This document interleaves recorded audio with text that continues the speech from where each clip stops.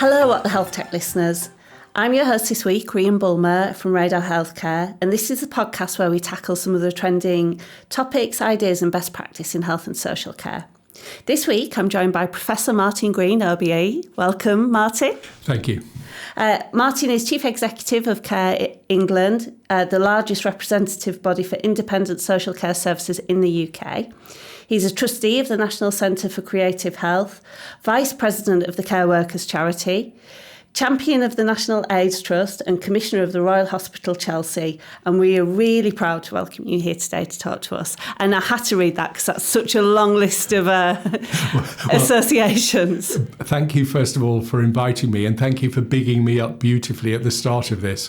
I'm really looking forward to this podcast and also to talking at some point as well to colleagues who are using various systems, because I really think that getting together, talking about issues and thinking about ways in which we can work our way through difficult challenges is really the way forward. So I think podcasts are a really good idea in relation to that. It's great, and it's great you're here for that, because exactly that, our customers, our partners that we work with all have lots that they want to talk about and challenges they want to put to us as tech providers, but having people that are subject matter experts is the way we need to go and work in that true kind of partnership together. So thank you very much. And we know that our listeners are excited for this episode. That's good.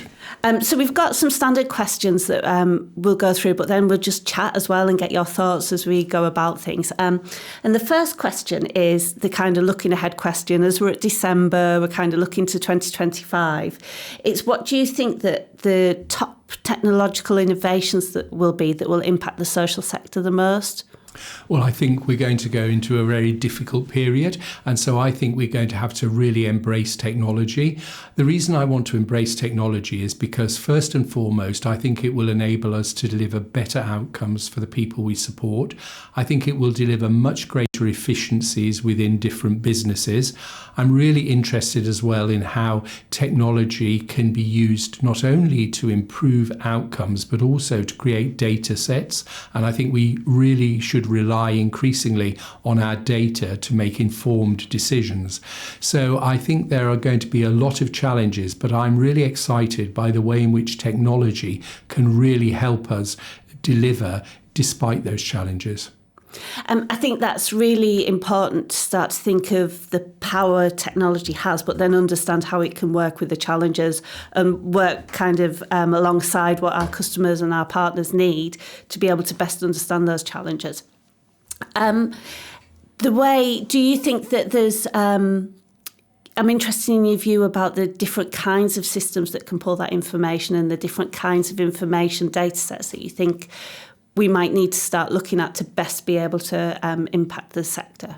Well, I think there are lots of different things that data is going to really help us with. So, I think systems that really help us to, first of all, know when we need to do things. So those systems that give us triggers that say you need to do this. Systems that will, first of all, tell us what to do, but then give us an analysis of what the impact of making that decision or doing that particular action was.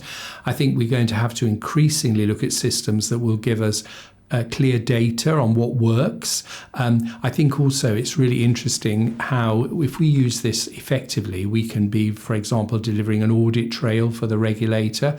And I'm sure I'm going to talk about regulation later on in this podcast. But I think also it helps us to look at how we can improve efficiencies. Now, the reason I think it's important to improve efficiencies is because the more we do that, the more time we have left over so that colleagues can do the really important work of engaging directly with the people we support. And often, because of the way in which the systems work, so we have regulation, which is very bureaucratic. We have things like commissioning managers who require different sets of information. And all these things take people away from the central role of delivering care. The more we can automate, the more we can develop systems, and also the more that the sector talks to people like you who are tech people, the more we'll have really bespoke systems that answer our needs. And one of the things that I've always been really interested by is that I often hear people say to me, oh, but that system doesn't do quite what I want it to. And I always say, Well, talk to the people who develop that system, because I've yet to meet a techie who can't respond to whatever we want. So I think the communication between people who use systems and people who develop and deliver them is a really important part of the future and how we will get technology that works for us all. I think that's such an important piece to have, because you can have tech companies that have very clever tech, that have really good ideas, but do kind of almost, sometimes you see it being pushed on frontline teams, on the sector. This is going to game change, this is going to disrupt. And, I've been at a number of conferences where I've seen frontline users just roll their eyes, like, it's not going to game change, that's not what we need. So things have to be done together, and best understanding the operational challenges people face, like you say, the bureaucracy, but also there are a variety of individual operational challenges for every different organisation, every different sector. And we try our best as an organisation to be configurable enough to work with individual business processes, whilst overlaying things with an element of consistency so you can report out, because I think we found ourselves in the UK specifically having that push-pull between loads and loads of data but unable to interpret it because there's so much of it.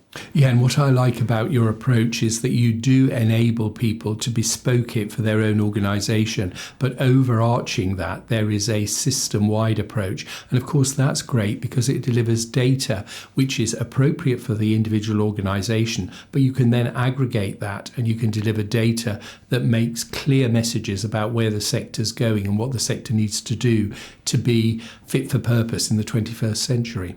Yeah, and interestingly, some of the work we do around those taxonomies is about having something that's bespoke and entirely configurable for the individual organisation, but there's a key taxonomy underpinning it so that you can report that data, not just from within our system, but any systems that want to pull the data sets together. And in doing that, that enables these views and this ability to go to whatever level that you might need. But it also requires all the partners around the table to want to work together and to achieve that. Going back to your original point, it's got to be co-designed. It can't just be us coming up with what we think that would be.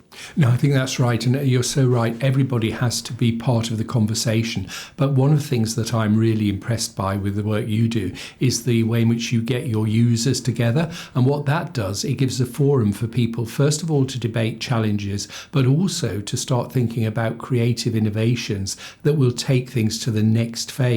And I do think in our sector we need to get much more cooperative about talking to one another and sharing experiences and thinking about, well, what's the next thing coming down the line? How are we going to be one step ahead rather than always running to catch up? It's so topical, actually, because we were just chatting downstairs about... I know after we've done this podcast, we've got you to come and attend our user group afterwards, which is timely. But one of the things we want to introduce next year is that forward view. Actually, what's coming next in the sector? How do you see things? What do you think your next challenges are going to be? So we're almost co-designing for the future as well as what's happening today. So again, it's super important to get that right. Yeah, I agree. I'm going to get in trouble because I'm only on question 1, by the way, the full list. But moving on to the next bit. You kind of have answered a lot of this, but as Care England's chief exec, how do you believe technology can address the challenges posed by ageing populations, particularly dementia care, which I know is a super important subject to all of us, but to you specifically? Yeah, I mean, one of the things that I'm really interested in is how we can use technology to go through somebody's journey from, for example, diagnosis right the way through to when they might need quite a lot of support and might move into residential care. And what I'd like to see is far more joining up of systems so that people can be supported appropriately by technology at every stage in their journey. And that will help the person. It will help the system to know what works for that person. It will help the care providers to know when somebody comes into a residential care service, for example, what has been the story from diagnosis to the point when they need that much more intensive support. So what I want to see is technology used to enable people to understand the journey of people through a system from diagnosis right the way through to needing high-level support. And I do think that's going to be a game changer, because through that what we will get is a lot of data about where the critical interventions are that will help and support people. So I've been very disappointed by the arrival of the ICSs and the ICBs, because I anticipated that they would start looking at these things holistically across a health and social care system and think about, for example, how we can make sure that systems talk to each other, how we can use data to make informed choices and to make good decisions. And I've seen none of that. But in a way, that's why I think your user group is very good, because you're starting to talk to each other. And some of these issues about what we'll do for the future are coming out in that conversation. And sometimes my view is, if the system that's set up and that we pay for is not doing its job, then we've just got to step in and do it for ourselves. It's such a hot topic, because the technical ability to link systems up to get these views where data and a patient and a service user's journey is the core, not the location and not the care setting. That's existed. My career 30 years ago, that existed as a technology. It's the implementation of it. It's getting the partners around the table. It's being able to talk. Some of the work we've had to do is we had to reverse innovate and go to international territories that have less bureaucratic systems, so it's much easier to get things through, to prove that, look, the technology's there, we've got this package and we want to make it work. And my plea would be to anyone out there listening to this podcast, let's get together, let's see how we make this work, because it's so infinitely possible. And like you say, it can game change the system. Yeah, exactly. But do you know what the depressing thing is for me? It is possible. But when it doesn't happen, it's usually because of very expensive bits of the system, like, for example, the NHS, who will not engage with anybody who's not in the NHS. And also the pace of decision making is glacially slow. And one of the challenges is that you need people who can look at the data, think about the future, identify what needs to happen and make the decision to make it happen, and also to remove resources from the areas of obsolescence and put them in the areas of innovation, because that is where the future lies. And unfortunately, I think in this country we have systems that are more interested in systems than they are interested in people and outcomes. I think it's a long topic to debate, which maybe over lunch can be a big topic, but there's definitely something about the complexity of our systems and being able to take these complex systems and pull them into one place. And I think the stakeholders and the complex stakeholder environment matches that, hence the decision making. And again, I don't know, I would be interested in your thoughts on how we get to that point of quicker, swifter decision making to be able to try things and see if they work. Yeah, I think we need to focus on the outcomes to the people who use services. Now, yesterday I was at a very interesting round table with people who were living with dementia and their carers, and they were exasperated by the fact that the focus was on the organisations, not on them. And what was also very interesting was the things they were asking for were not the big, complex, expensive things. They were the things that were making a difference to them. Now, what we've got to do is shift the dial. And we've got to stop thinking about organisations and processes, start thinking about people and outcomes, understand what data sets and how technology can facilitate us understanding what people need and want, and what critical interventions that are happening at what points make the difference. And when we've got that evidence base, we need a system that can swiftly say we need to move from where we are, which is not working, to where we need to be. And it's eminently possible, but there are so many barriers thrown up in the way, and usually they're about organisations protecting themselves. They're about professionals who sometimes, protect the profession rather than the person they're supposed to be supporting. So we've got some significant challenges in the United Kingdom that often don't happen in other places, because we haven't had this structure around the NHS in other places. And that is such a brilliant approach to have. But what is happening now is the organisation is taking precedence over the needs of citizens, and we're putting a lot of money into that. £200 million is going into the NHS, and it's feeding an organisation rather than feeding outcomes for people who need support. I suppose, and the scale of the NHS makes it harder to get to the point of getting those views on outcomes, and how we start to look at that through technology and join that up with social care is super important, and I know it's on everyone's agenda moving forward. I think it kind of fits into how we start to... The next question is about how we link expertise, and I feel this is going to be the theme throughout the podcast of how do we take the technology that exists, how do we navigate our systems and complexities, and then how do we link the expertise to make sure that we are getting the best out of these systems, because we can present the data, we can look at the outcomes, we can make suggestions, but we're not the experts in the field. So how do we get that partnership, do you think? Well, I think first of all we have to get the partnership by proving the case that it delivers better outcomes for citizens and also efficiencies for businesses. So once we've got those two pieces of very clear data behind us that tell us that story, then we start to go and we have to present the case very clearly with an evidence base of data, with a view from the people who use services that if we do it in a particular way, it's better for them as well. And we have to start the conversation with everybody. And we also need to challenge people when they're being obstructive around change. And one of the things that people need to realise is that particularly in this 21st century where fast-moving change and technology is happening, you can be in one of two places. You can either be at the driving seat of change, working with change to make things better, or you can be trying to hold out against it and be under the wheels as it rides over you. And I think, our sector is very good at acknowledging we need to change, we need to develop, but some other bits of the system are not nearly so good at that. It's interesting, actually, because one of the things I've witnessed over the last couple of years being involved in the social care sector is the speed at which change is taken on, and some of the really, really cool innovations are coming directly from this sector. So we link with some of the care planning systems so we can automatically integrate, and the proof of concept is just made that actually you don't have to have all these siloed systems and monoliths. We can all just work agilely together, and that's fully supported by the frontline teams in the sector to make that happen, not by the tech companies. The tech companies work together, but it's the sector that makes that happen. So it's refreshing to see that you can be driving. No, you can be driving. And what I would say is that it's like everything. The world is not perfect, but what we have to do is identify how we can make it better.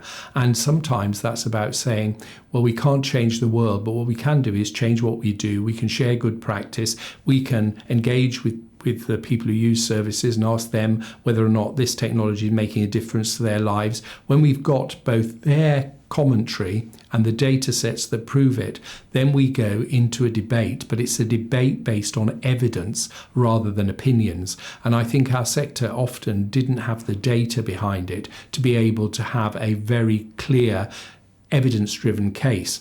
Now, with increasing use of technology and being very proactive as well, we are starting to have the data, and the data is irrefutable, and it tells a story, and it tells about better outcomes. And that is the basis on which we go into battle, armed with data and people's experiences, and we bring the two together. We create a clear narrative to the point where everybody is saying, this is so obvious, why are people obstructing it? Mm-hmm.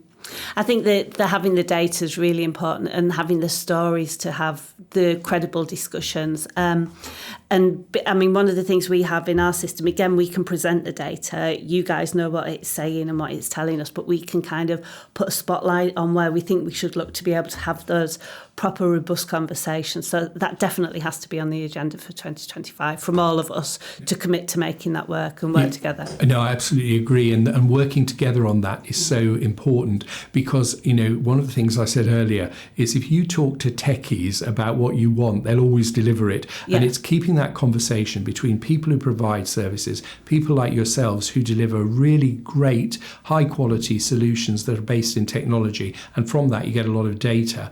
If we work together, we can really push the agenda forward. And even though there are people in the system who are trying to make sure that the pace is slow, we can actually accelerate that just by our own actions and by working collaboratively to have a vision, to back it up with evidence, and to communicate it to people who use services, the media, anybody who listen, and have a narrative which says, do this, it's better for people, it's better for the system, it's better for efficiencies. Yeah, and I think that statement is united across all sectors. Everyone wants that ultimately. And so if we can all get behind that vision and start to work together, it's going to really game change things. One of the things that's interesting within all this, because we're talking about the stakeholders, we're talking about the tech, the service users and patients at the heart of this. But then, I know you're waiting for this one coming, but we've got to bring the regulator in. And so how do we start to temper that against what the regulators are looking for and the changes and the information they need in real time? Well, of course, we all know, and everybody listening to this podcast knows, that the regulator is in absolute crisis. It is a dysfunctional organisation. It has been poorly led. The board need to be removed because they have literally sat over one of the biggest governance and oversight scandals that there's been in a long time. What I'm a bit confident about is that they have a new chief executive, Sir Julian Hartley, who took up post last Monday. But what he needs to do is, first of all, acknowledge the problems within regulation. Then he needs to set forth a vision for what regulation should be about. Now, I have a view, which is I want regulation that is the cornerstone of public protection, but I also want regulation that is about enabling and enhancing improvements in support services. Now, the way you do that is not to go around and do what the regulator currently does, which is witch hunt and try and find problems rather than looking at services in the context of saying this is working well, these are things that you need to improve. I want to move to an airline industry model where you do a forensic analysis of a service, you identify key messages for individual practitioners, key messages for the organisation, and then key messages for the wider system. One of the things that's exasperated me over many years about the Care Quality Commission is that I, very sadly, read endless reports, and what I see is the same thing coming through time and time again. What we need is a regulator that identifies the systemic reason why that happened, and often it's about not having proper access to technology and data and all those things, and then say, how do we make sure that the lessons learned from this service are transmitted to other services? I was particularly pleased that Dr. Penny Dash and Professor Mike Richards were brought in to do a review of the CQC, and I am so impressed with Dr. Dash. She did not pull her punches. She identified that there were systemic problems in that organisation. They were performance. They were also about the culture of the organisation. And Professor Mike Richards did a very good job on analysing the single assessment framework and identifying that not only did the sector not understand it, but neither did the CQC. So what I think Sir Julian needs to do now is, first of all, come in with a vision for regulation, acknowledge what has gone wrong and think about putting it right. There is a side issue, which is we've all been paying for a service we have not got, and we need a refund for that. I think we also need to be really mindful that the agenda has moved on, that we now have systems that can really give us very good quality data. And so the regulator needs to realise that they're in a different world.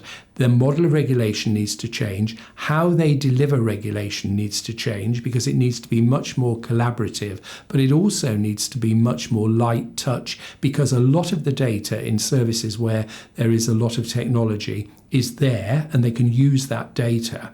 I have great confidence in Sir Julian, but I also should be clear that there is a massive problem in that organisation. It's operational, it's cultural, and he has got to rebuild trust in order to move this forward. But he needs to rebuild trust partly by setting out a new vision and then thinking about how he's going to get the organisation from where it is today, which is frankly an inadequate disgrace, to something that is credible and reputable. And I think that's going to be very, very difficult to do, but I want to support him in that process. But what I would finally say is, in terms of supporting him, we need to see some very clear evidence that what he's approaching is working. So I want to see them see themselves as an inadequate organisation. I want a recovery plan, and it needs to have clear timeframes and key performance indicators, just as they would expect with any inadequate service they regulate. And the scandal of this whole CQC issue is that over the last few months, we first of all had the apology from Kate Taroney.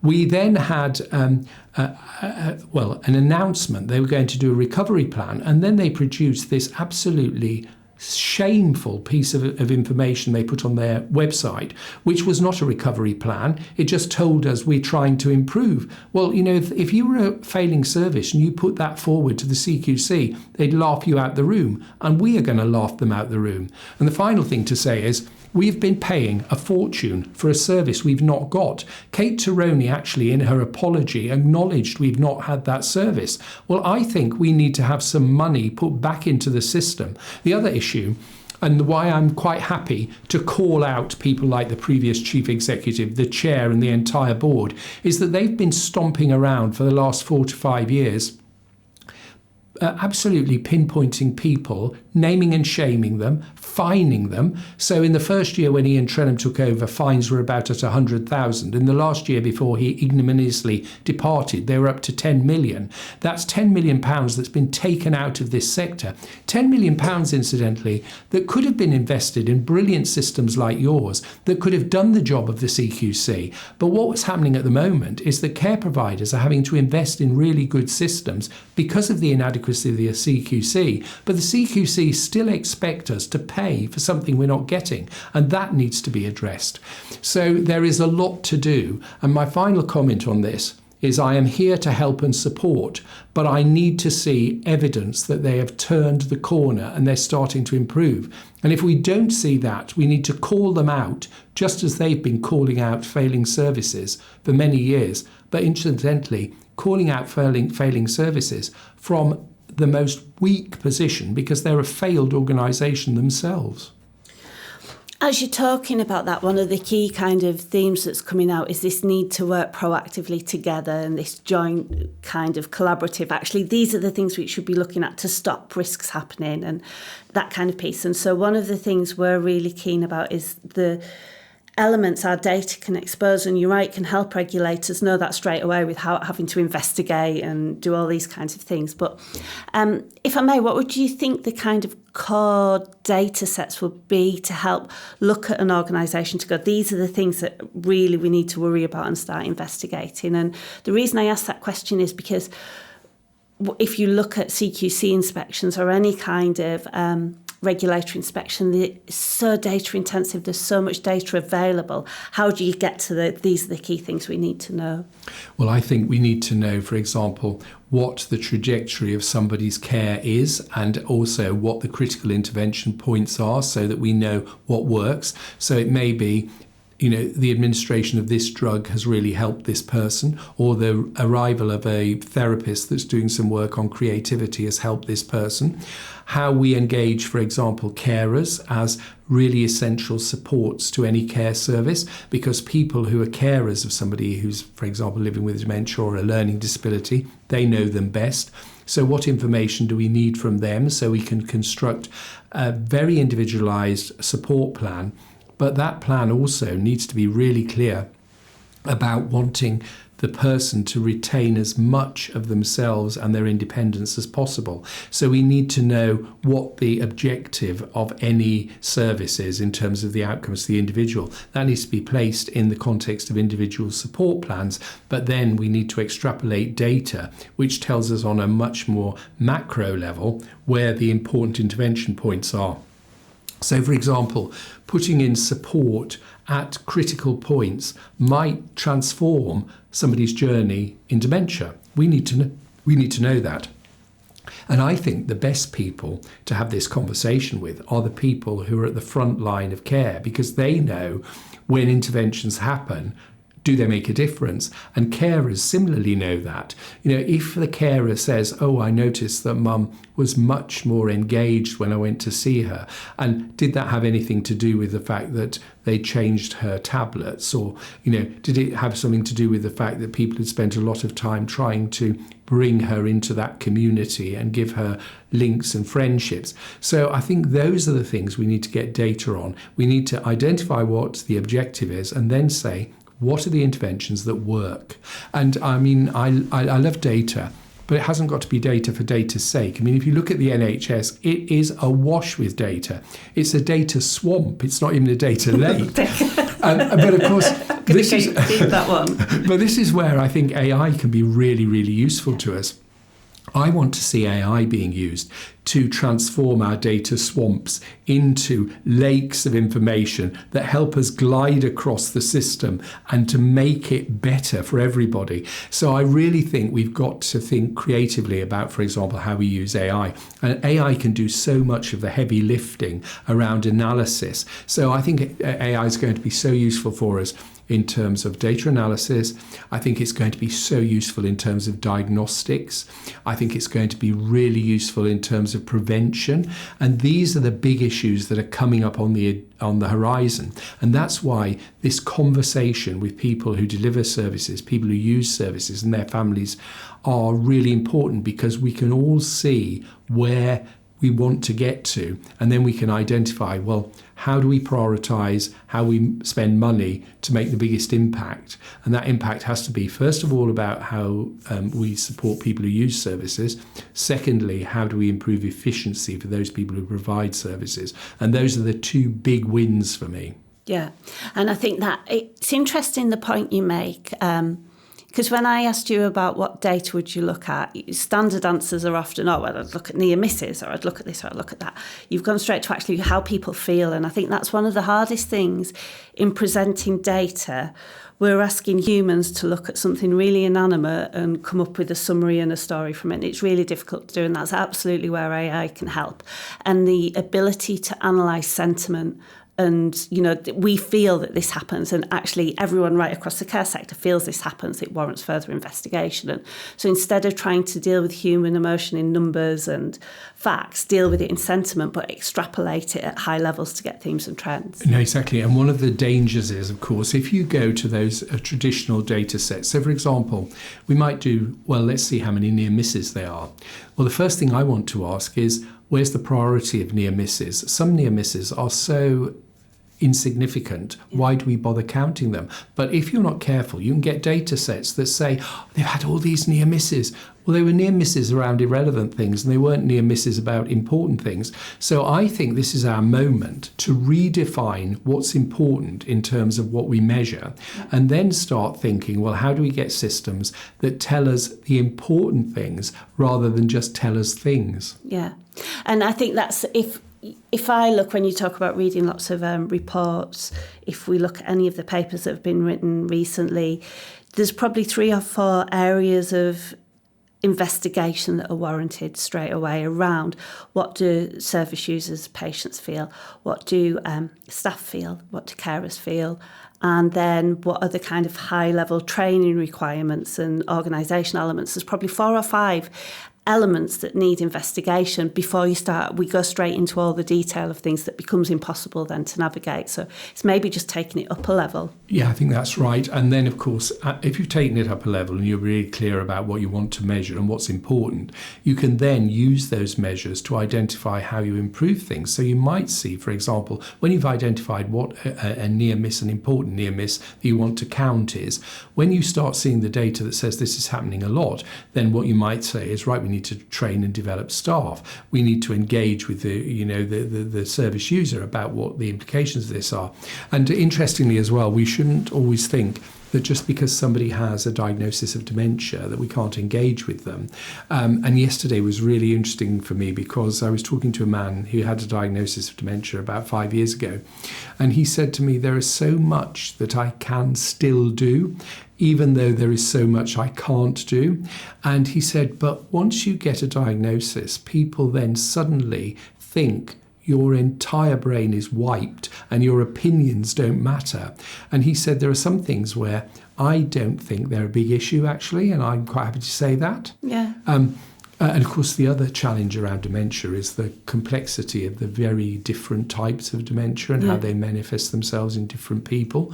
So we need to also be cognizant of that when we're collecting data, because there is a bit of a view that dementia seems to be now used as a one-size-fits-all, and actually it's very complex, it's very diverse in terms of the different types of dementias, but it also manifests itself quite differently in different people. And what's great about trying to analyse what works is that you can then start to go down into what works for a particular type of dementia, but then you can say what works for Mrs. Jones with that type of dementia. And so you're starting to really move into the whole area of very personalised care, which is something we've always wanted and always strived to do. But now I think data and technology is going to really help us do that. Yeah, and help support those nuances in a way that they can be heard and not just dismissed and kind of, this is what we've decided is the path for you. That's got to be the way that has to be. And that otherwise it's all pointless. To your very earlier point, if we're not doing this for service users, for patients, what is the point in it? Yeah, exactly. What do you think the top 3 recommendations for care providers are who are going to embrace technology? So if they're looking at technology for quality and operational efficiency, which I'd actually argue are one of the same thing, what should be the top 3 things they should be thinking about? Is it AI, the ability to get data? Well, I think the first thing to do is to engage your colleagues at an early stage and talk to them about what you're intending to do and why you're doing it. Also talk to service users and their families about what you're doing and why you want to do it. Then start thinking about what are these systems going to do for our quality, our outcomes, and also what are these systems going to do to help us be preventative rather than always having to respond to a crisis or an incident. And I think when you start with, first of all, a really clear narrative about why you want to do this, you make it everybody's business. You tell people what is in it for them. So to tell service users and their families it's going to improve quality, it's going to improve personalisation. Tell staff it's going to free them up from doing bureaucratic things. It's going to be helping them because it's going to give them reminders about things they might need to do in their pressurised workday. That's very, very important to them because it stops them making mistakes. Tell them it's going to improve that efficiency, and the better the efficiency in the business, the more resources there are available for other things like training, development, pay and conditions, all those things. So make sure that you present this and you have lots of different audiences. Make sure you tell every single audience what's in it for them and get them engaged, because then you will get the best out of this technology. I think that's such a salient point, because actually one of the most beautiful things I think about humans is their ability to work together on things if they know why they're driving in the direction. So maybe it's that humanising of what you're doing rather than creating it like a tech project. Yeah, I agree. And the last thing I have to ask is, this is something we ask everyone about, what their health tech moment is. So at this point, we normally get a story about something weird, inspiring, emotional, something that's happened to you in your career within health and social care that you would want to share with our listeners. Well, do you know, one of the things, and it really involves technology, I went to a care service and I saw a man who had been to hospital with UTIs 5 times in 6 months. And then a very cheap bit of technology, a Fitbit, was fitted to this man, and it identified slight changes in activity patterns and slight changes in body temperature were a prelude to UTI. They had a prescribing nurse in that service who then prescribed a drug, so this man never had a hospital admission for the last 11 months of his life. What was really, really powerful, though, was talking to his daughter about how much his life had been improved and how much her life had been improved by taking away the worry that her father was always going to be going in and out of hospital. There was also, of course, the benefit that that really had an impact on the system generally. It was good for him, it was good for the care provider, it was good for the NHS. And that was about technology transforming somebody's life. And the important bit for me, though, was talking to his daughter. And I suddenly saw, because I'd seen this from the perspective of saying, oh, it's great, no hospital admissions. Oh, it's great, members of staff didn't have to go to hospital. But actually, it was great for him and it was great for his daughter. And that reminded me that I needed to refocus my priorities and put the people who use services absolutely at the start of the conversation rather than at the end of it. I think that's so important and something we need to take back. I think at Radar Healthcare as well, it's, you know, we're saying about tech and we talk about the people who are going to use it, but it's the people who are going to benefit from it. I think we need to keep at the heart of what we're doing. Thank you so much. I wish we had another 2 hours because I think there's a lot of debate and conversation to have, but so many things that we can do. And what I would say is across all of our partners, we hear this appetite to want to do the right thing and want to change the system. So it can only be the start point of something amazing happening. So thank you for joining us this week. Thank you. And thank you all for listening. Please don't forget to rate and subscribe. And if you have any questions for Martin or for any of us, please send us an email at whatthehealthtech@radarhealthcare.com.